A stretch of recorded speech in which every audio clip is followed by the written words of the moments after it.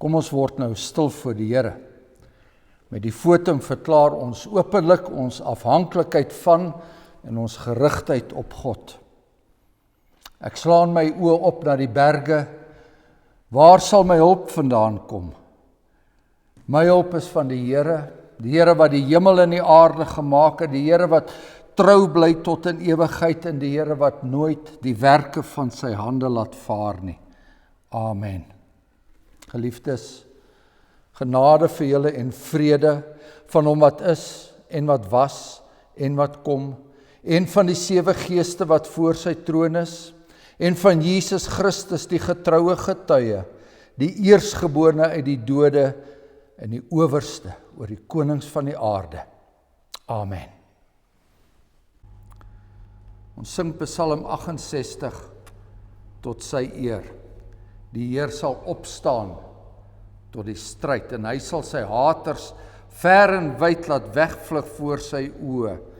En hoe hoog die mense trots mag gaan, hy sal geen oomblik kan bestaan voor God se alvermoë. Die eerste en die tweede verse van Psalm 68 en daarna bely ons geloof saam.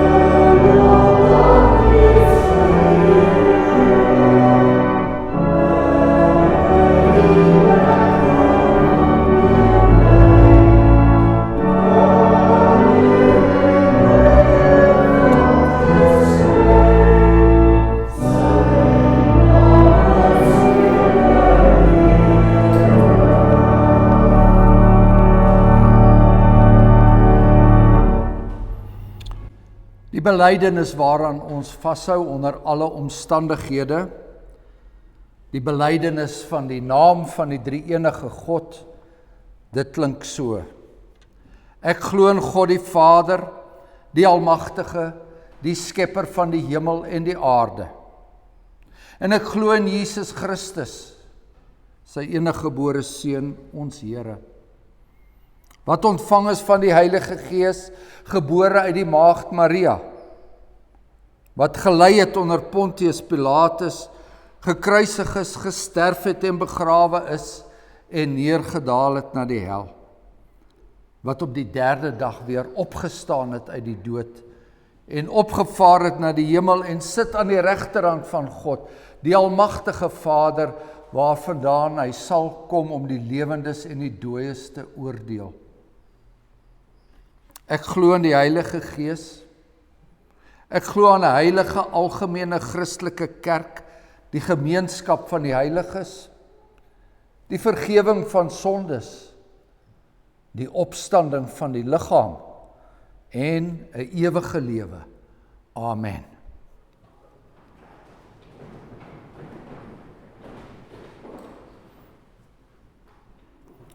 Die Here het sy heilige wet in Eksodus 19 en 20 aan sy volk bekend gemaak, en dit is vandag nog vir ons dit wat ons aan ons sonde herinner, maar ook dit wat ons dryf na die Here Jesus Christus toe.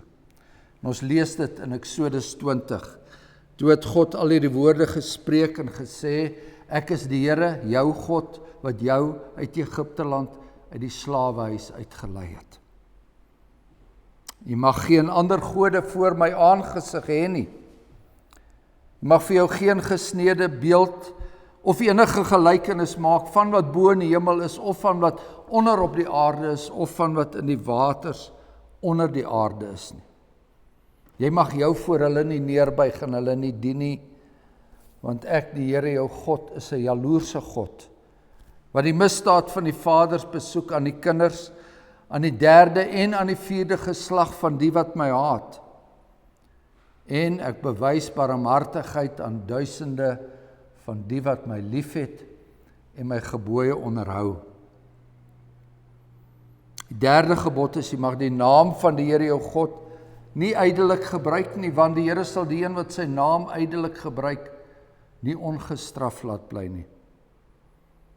4de gebod, gedenk die Sabbatdag, dat jy dit heilig, 6 dae moet jy arbei en al jou werk doen, maar die 7de dag is die Sabbat van die Here jou God, mag jy geen werk doen nie, jy of jou seun, of jou dogter, of jou diensknegt, of jou diensmaagd, of jou vee, of die vreemdeling wat in jou poorte is nie.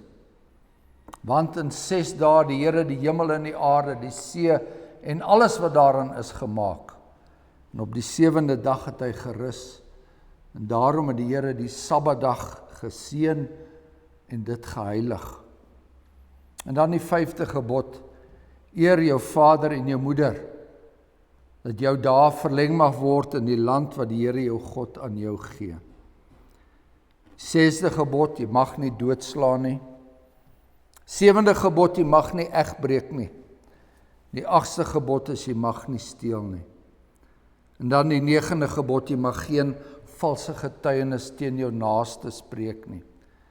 Die 10de gebod is, jy mag nie jou naaste se huis begeer nie, jy mag nie jou naaste se vrou begeer nie, of sy diensknegt, of sy diensmaagd, of sy os, of sy esel, of iets wat van jou naaste is nie.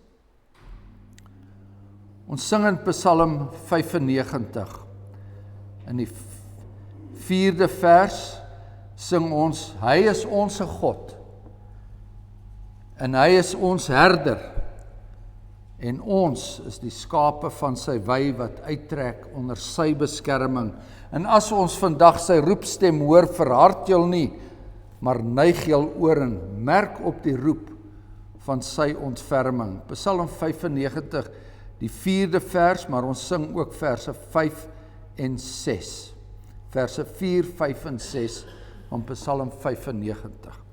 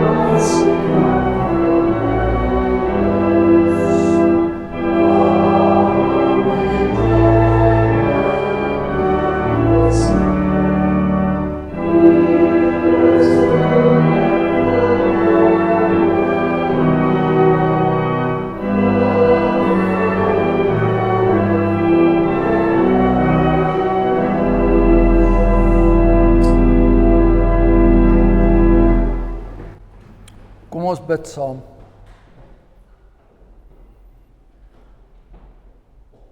Driemaal heilige God, Vader, Seun en Heilige Gees. U is die Here wie die gerubs toeroep, heilig, heilig, heilig.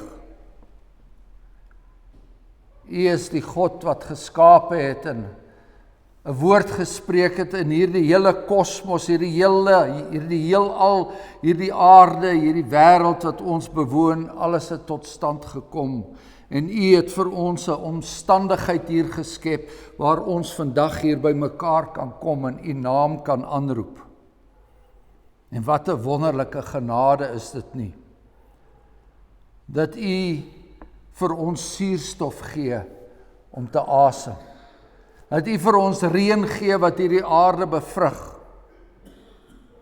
En wanneer ons na die winde kyk en wanneer ons na die aardbewings kyk en wanneer ons kyk na U weerligstrale wat hier neerslaan, dan besef ons dat U 'n God van 'n verskriklike oordeel is en mag en majesteit. En daarom kom ons na U toe en ons wil onsself voor U verootmoedig vandag, want ons gaan baie argeloos om met U Seun Jesus Christus, die genade wat ons deur hom het en hierdie wet wat ons so pas gelees het. U weet wat in ons lewens aangaan. Ons kom na U toe as die goeie hemelse Vader wat soveel vir sy kinders omgegee dat hy sy enigste seun gestuur het om in hulle plek die verskriklike straf te dra. Ons bid dan nou dat wanneer ons na sy woord luister, ons ag sal gee daarop. Dat ons nie vinnig daaroor sal gaan nie. Ons bid dat U met U diensknegt sal wees, maar ook met al die ander diensknegte wat vandag sy woord in gees en waarheid bring. En ons bid, Hemelse Vader, dat U ons sondes sal vergewe in die naam van U Seun, ons Here Jesus. Amen.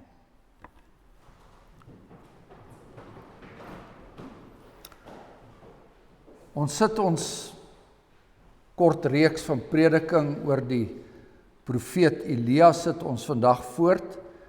En ons lees in die 19de hoofstuk van die eerste Koningsboek. Die profeet was daar op die berg Karmel gewees en daar het die Here aan die hele volk geopenbaar dat hy die God van Israel is. En daar het Elia ook daarin geslaag om al daardie Baal profete om hulle om die lewe te bring. Maar aan die einde daarvan sien ons hier in 1 Konings 19 'n redelike mismoedige Elia. En Agab het aan Isebel meegedeel alles wat Elia gedoen het, ja alles, hoe hy al die profete met die swaard gedood het. En daarop stuur Isebel 'n boodskapper na Elia om te sê, mag die gode so doen en so daarin toe doen, sekerlik sal ek môre sulke tyd jou siel maak, soos die siel van een van hulle. Toe hy dit sien, het hy hom klaar gemaak en terwille van sy lewe weggegaan.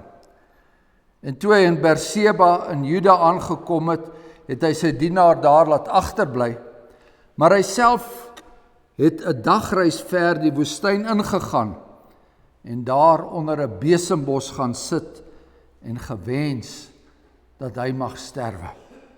En hy sê, dit is genoeg. Neem nou my siel weg, Here, want ek is nie beter as my vaders nie. Daarop gaan hy lê en hy raak onder die besembos aan die slaap. En kyk, daar raak 'n engel hom aan en sê vir hom, staan op, eet. Toe hy opkyk, was daar aan sy kop 'n ente broodkoek op warm klippe gebak en 'n kruik water. En hy het geëet en gedrink en weer gaan lê. En die engel van die Here het weer vir die tweede maal gekom en hom aangeraak en gesê, staan op, eet, anders is die pad vir jou te veel. Hy het toe opgestaan en geëet en gedrink en deur die krag van die voedsel 40 dae en 40 nagte geloop tot by die berg van God, Horeb.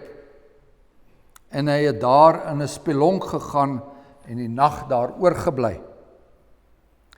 En kyk, die woord van die Here het tot hom gekom en vir hom gesê, wat maak jy hier, Elia?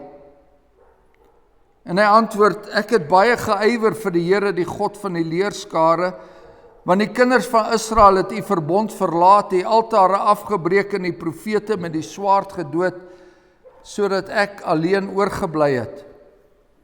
En hulle soek my lewe om dit weg te neem. En hy sê, gaan uit en staan op die berg voor die aangesig van die Here. En kyk, die Here het verbygegaan, terwyl 'n groot en sterk wind die berge skeur en die rotse verbreek voor die Here uit. En die wind was die Here nie. En na die wind 'n aardbewing. En die aardbewing was die Here nie. En na die aardbewing 'n vuur. En die vuur was die Here nie. En na die vuur die gesuis van 'n sagte koelte. En toe Elia dit hoor, het hy sy gelaat met sy mantel toegedraai en uitgegaan en by die ingang van die spelonk gaan staan. En daar kom 'n stem na hom wat sê, wat maak jy hier, Elia? En hy antwoord, ek het baie geëiwer vir die Here, die God van die leerskare, want die kinders van Israel het u verbond verlaat, u altare afgebreek en die profete met die swaard gedood, sodat ek alleen oorgebly het, en hulle soek my lewe om dit weg te neem. Maar die Here sê vir hom, gaan terug op jou pad na die woestyn van Damaskus, en gaan heen en salf Hasael as koning oor Aram. En Jehu, die seun van Nimsi, moet jy salf as koning oor Israel. En Elisa, die seun van Safat, uit Abel Mehola, moet jy salf as profeet in jou plek. En die een wat van die swaard van Hasael vry raak, hom sal Jehu doodmaak. En wat van die swaard van Jehu vry raak, hom sal Elisa doodmaak. Maar ek sal 7000 in Israel laat oorbly, al die knieë wat nie voor Baal gekniel het, en elke mond wat hom nie gesoen het nie. Hy het toe daarvandaan weggegaan, en Elisa, die seun van Sarfat, aangetref, terwyl hy aan ploeg was met 12 paar osse voor hom, en hy self by die 12de paar was, en Elia het by hom verbygegaan en sy mantel op hom gewerp. Daarop het hy die osse verlaat en agter Elia aangeloop en gesê, laat ek tog my vader en my moeder soen, daarna sal ek u volg. Maar hy antwoord hom, gaan terug, want wat het ek aan jou gedoen? Hy draai toe agter hom om en neem die paar osse en slag dit, en met die osse se trekgoed het hy hulle vleis gekook en aan die mense gegee en hulle het geëet. Daarna het hy hom klaargemaak en Elia gevolg en hom gedien. Dit is die woord van die Here en ons lees tot sover daaruit. Kom ons sing Psalm 4 in antwoord daarop. In antwoord daarop, en ons kan hier amper die stem van Elia hoor, Psalm 4 vers 1 en 2, verhoor my Heer in donker dae, God van my reg, send troos vir my. U wat my voer uit hinderlae, hoor my uit vrye welbehae. Die eerste en die tweede verse van Psalm 4.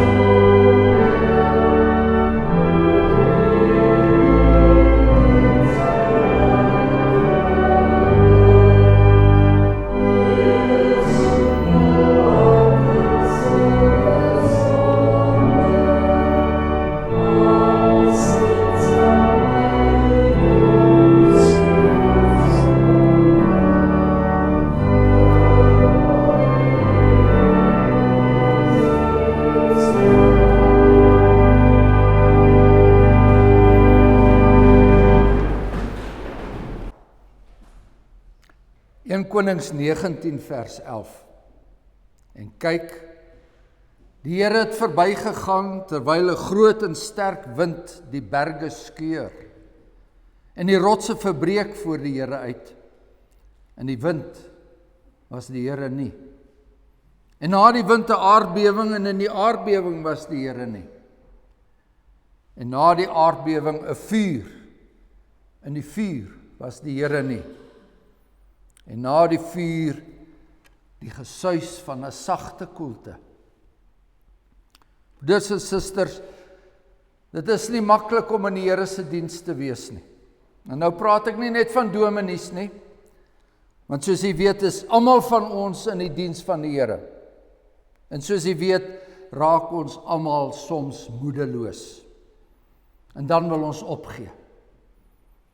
Ons ywer vir die Here, maar dit lyk asof ons net water trap. Ons werk vir die kerk, maar dit lyk asof dit net ons is. Ons doen huisbesoek, maar dit lyk asof ons in die wind hap. Niks het verander nie. Niks gaan verander nie, niks wil verander nie. Ons kan op die hoogste berg staan, maar ons sien niks. Daar's geen vergesig nie, daar's geen uitsig nie, ons koppe hang en al wat ons sien is 'n paar uitgetrapte skoene. 'n Paar stowwerige tone wat daar uitsteek. Geen uitsig nie. Geen vooruitsig nie. En vandag wil die Here ons kop optel, geliefdes, en ons maak staan daar bo op die berg Horeb saam met Elia, en kyk, die Here het verbygegaan en ons soveel ryker en sterker agtergelaat. Nou in hierdie spesifieke skrifgedeelte is daar nou al dikwels troos gevind. In die pikstuk donker van sielesmart en in die skemer van twyfel en in die nag van wanhoop word daar hier in Elia se verhaal troos gevind. Die vraag is net, waarin lê die troos wat ons hier vind? Hoe word die gelowige deur hierdie skrifgedeelte getroos? En nou moet ons hier waarsku, daar is baie Bybellesers wat ook al saam met Elia onder die besembos gaan sit het. En daar's baie Bybelverklaarders wat ook al Horeb uitgeklim het en daar op die uitkykpunt gestaan het en uiteindelik iets heeltemal anders raak gesien het. Die verklaringe van ons teksverse loop uiteen. Het ons hier die openbaring van 'n verborgenheid of dalk die verborgenheid van 'n openbaring. Nou, baie gewilde verklaring verloop soos volg. Elia was 'n profeet van krag en geweld en nou is hy onder die besembos aan die einde van sy kragte, in 'n toestand van hopelose depressie. En hy word deur die Here, die goeie pastor, diakonaal versterk met brood en water. Hy gaan na Horeb om onderrig te ontvang, om weer in die Here se klaskamer te gaan sit, en hy word geleer. Wat leer hy? Die Here is nie meer in die wind, in die aardbewing of die vuur nie. Dis die tradisionele geweldsimbole. Die Here is nie meer 'n God van katastrofes nie. Nee, die Here is nou in die sagte wind. Dis nou die nuwe bedeling van die sagte wind. En dan word Sagaria 4 vers 6 bygehaal, nie deur krag en geweld nie, maar deur my gees, sê die Here van die leerskare. En so word Elia dan terselfdertyd vermaan en vertroos. Daar is nou 'n nuwe godsvoorstelling wat die oue verplaas het, en dis wat nou geleer moet word, Elia. 'n verdere uitbreiding op hierdie benadering het te doen met die verhouding van wet teenoor evangelie. Die wet is op Horeb gegee en dit het gepaard gegaan met donderslae en blitse. Eksodus 19. Die Here het in 'n vuur daarop neergedaal en sy rook het opgetrek soos die rook van 'n oond en die hele berg het vreeslik gebewe. En net so ook die volk, so lees ons. En dis die tekens wat met die wet verband hou. So word dit dan gestel, die evangelie is anders. Die evangelie is soos die gesuis van 'n sagte koelte. Die verblindende glans van God se heiligheid moet versag word met die sagte koelte van genade. En so word die wet en die Here se evangelie teenoor mekaar gestel. So dikwels word dit op charismatiese wyse gedoen, God se gees teenoor God se wet. Nog 'n verdere uitbreiding op hierdie benadering dui weer op die gedagte van stilte. Die Here is nie in die onweersituasies in ons lewe betrokke nie. Hy wil nie wind, aardbewings en vuur vir sy kinders hê nie. Nee, hy is te vind in die sagte, koel oomblikke van stilte. En op hierdie manier moet die kerk se deure dan saggies oopgemaak word om God op 'n ander manier te soek. In die oosterse meditasie dalk binne te nooi. Om die gewyde stiltes van die Rooms-Katolicisme weer te laat herleef. Om die mystiek en die kerse weer 'n plek te gee. Om weer deur lekker sing liedere gestreel te word.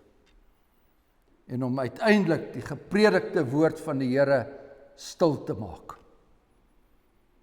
En al hierdie verklarings, al hierdie benaderings berus op een en dieselfde punt. Hierdie verklarings en hierdie benaderings glo dat daar 'n teenstelling is. Glo dat die onweer en die aardbewing en die vuur teenoor die sagte stilte staan. Die Here was immers nie in een van daardie tekens nie, maar hy was wel in die sagte koelte. So word hierdie tekens teenoor mekaar gestel en so word daar geredeneer.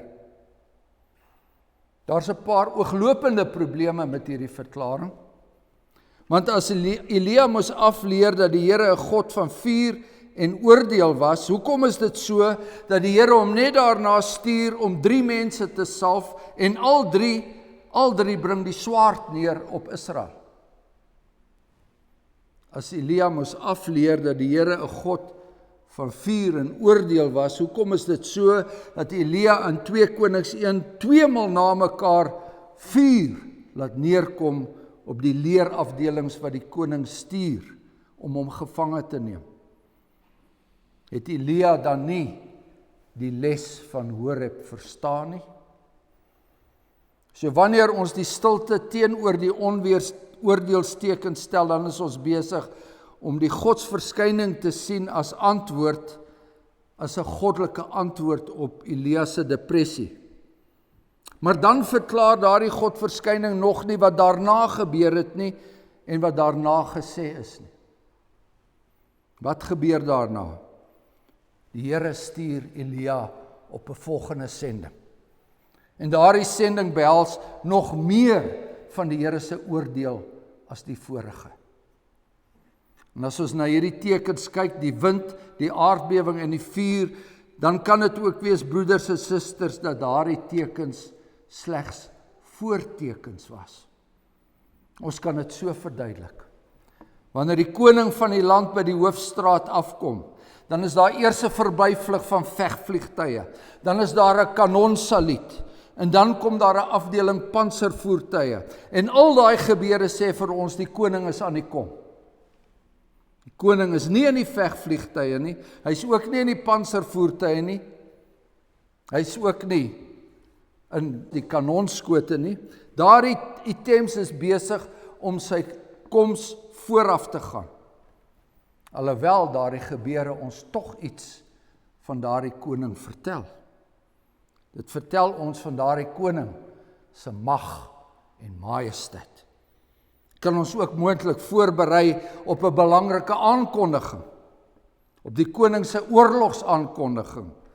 So word die koning se weg berei. En so sê die storm en die aardbewing en die vuur ook aan Elia, die koning is aan die kom.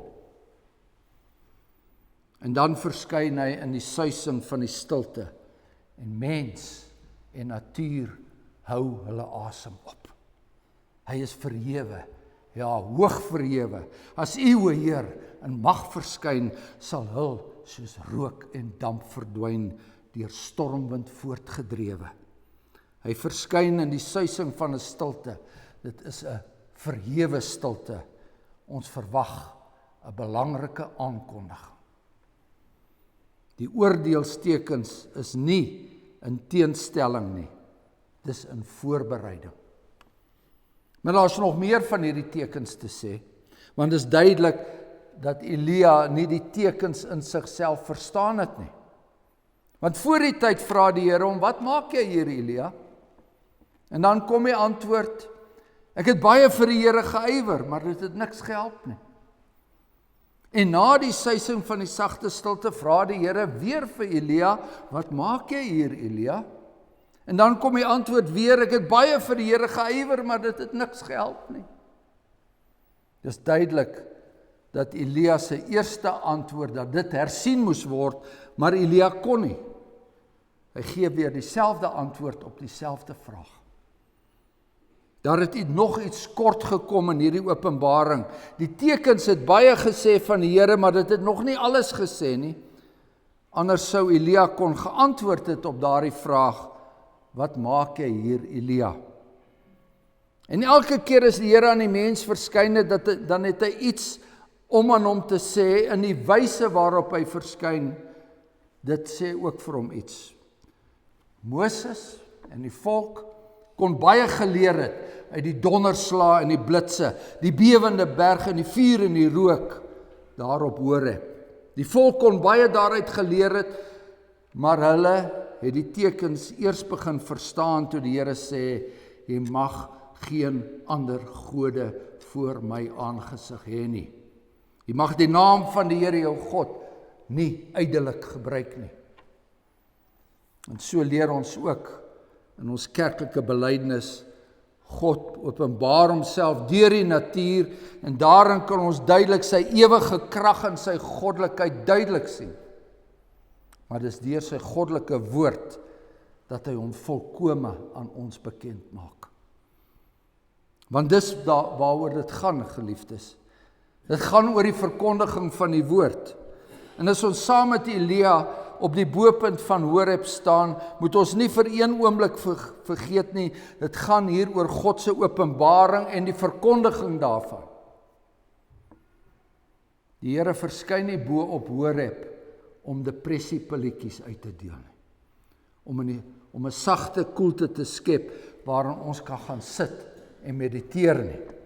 Die Here verskyn bo op Horeb, want hy is die God van die geskiedenis en sy wil sal geskied en sy woord sal verkondig word en sy oordeel sal voltrek word. Ten spyte van 'n ongehoorsame volk, ten spyte van Isebel en al die ander hekse van hierdie wêreld. Wat maak jy bo op Horeb, Elia? My Here, die Almagtige het aan my verskyn en hy sê vir my, gaan terug op jou pad en gaan doen dit en gaan maak so.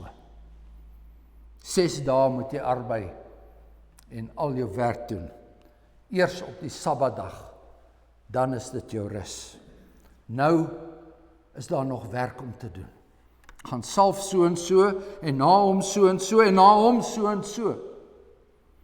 En die een wat van die swaard van Hazael vry raak, hom sal Jehu doodmaak, en die een wat van die swaard van Jehu vry raak, hom sal Elisa doodmaak.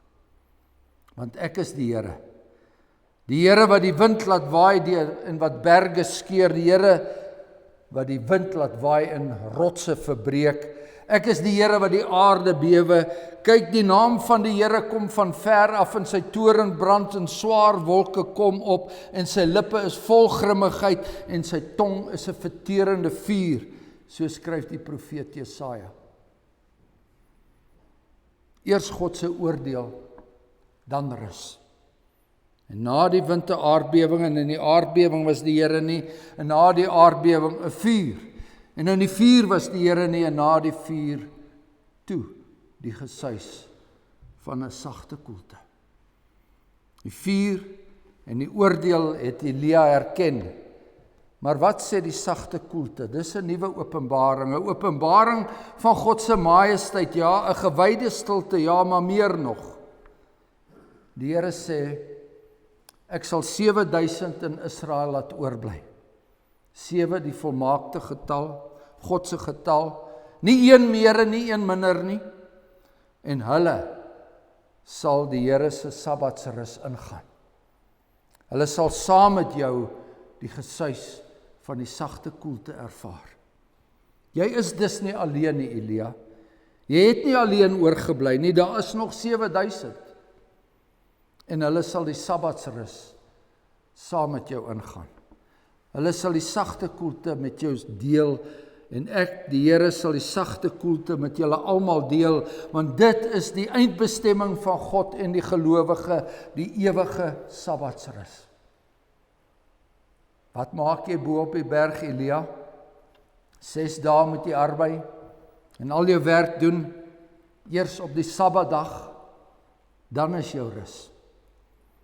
Jesus se Vader het gewerk, tot nou toe werk hy, en Jesus het ook gewerk, so lees ons in Johannes 5, hy werk ook tot nou toe, en daar wag hy dag en nag vir sy broers en sy susters, en hy tree vir hulle in, onverpoost. En kyk, die voorhangsel van die tempel het geskeur, van bo na onder, en die aarde het gebewe, en die rots het geskeur, en die son is verduister, sodat daar 7000 kan oorbly, die volmaakte getal oorbly, 7000 wat nie die knie voor Baal gebuig het nie. En dit is hulle, so lees ons in Openbaring 14, wat die eerstelinge vir God en die Lam sal wees. En nou weet ons, geliefdes, nou weet ons waarin die troos lê. Die troosgedeelte wat ons in ons teksgedeelte vind. En wie daardie troos bewerkstellig, en wie daardie troos sal voltooi, dit is die Here Jesus Christus. Hy wat ons troos is, die dag as ons moedeloos is. En dit kan so maklik gebeur, ons ywer vir die Here in die kerk, ons werk hard vir die Here in sy kerk, tot op 'n punt, tot op 'n dag, miskien 'n teleurstelling, miskien na 'n teestand, ja selfs teleurstelling en teestand binne in die kerk. En dan wil ons skielik nie meer nie. En dan wil ons sê, genoeg is genoeg. Iemand anders kan nou weer probeer. Laat iemand anders nou maar verder kom preek, laat iemand anders nou maar weer die ouderling werk doen, of watter ander werk daar ook al is. Laat iemand anders nou maar vir 'n slag die kerk se werk doen. Ek is klaar. Vir ons bly egter daai een vraag oor, daai vraag wat ons saam met Elia moet beantwoord, hier waar ons die wonderlike uitsig vanaf Horeb het, wat is ons besig om te doen? Wat maak ons hier? En wat is ons opdrag? Terwyl die week nog 6 dae oor het, 6 dae werk, voor die dag van die sagte koelte aanbreek, die ewige Sabbatsrus. Amen. Kom laat ons dank.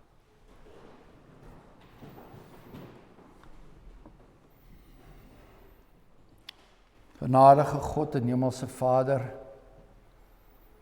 U wat die Vader is van alle vertroosting en ontferming, en U wat deur U Seun Jesus Christus vir ons die vertroosting van Israel gestuur het, en U wat deur die Heilige Gees die ander trooster vir ons gestuur het, wat ons verbind aan al die beloftes wat ons het in die woord. Ons aanbid U. En U weet wat in vermoeide harte aangaan. U weet van diegene wat by wyse van spreuke vandag onder die besembos sit. Sommige van hulle getroue diensknegte. Sommige van hulle was nog nooit anders as om onder 'n besembos te sit nie.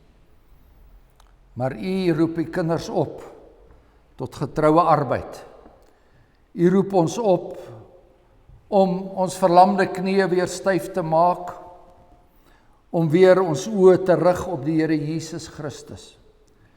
En ons bid dat U dit sal doen, ook deur hierdie woord vandag.